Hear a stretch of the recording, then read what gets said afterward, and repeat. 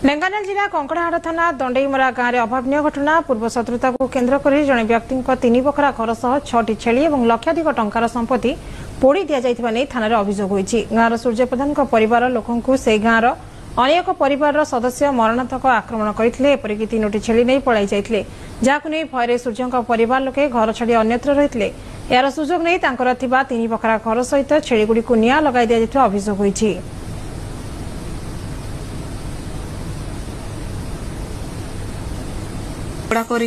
आमको तोड़देले आम गाँव में जाइकिनी रहिलु वार्ड मेंबर को कहीकिनी हटू आसु आसु आम घर जलई देइचंती आमर सबू घर छेली नुगापटा सब पुड़ी जाइछि आधार कार्ड पासबुक आमर डॉक्यूमेंट सब पुड़ी जाइछि धान चाउल पुड़ी जाइछि 10,000 टका पुड़ी जाइछि आउ सुना 2 मसा थिला पुड़ी जाइछि चाउल चूड़ी सब पुड़ी जाइछि किछि नै ना घरे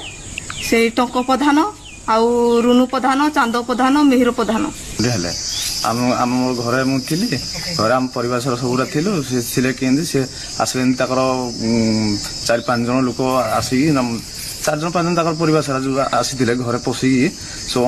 अंडा दिन आम टांगा गोटे देखिकी आम नुचिलु मान गाँव में पलैलु जमी से छेली छुड़ा धरिकी से 3टा छेली धरिकी पलैले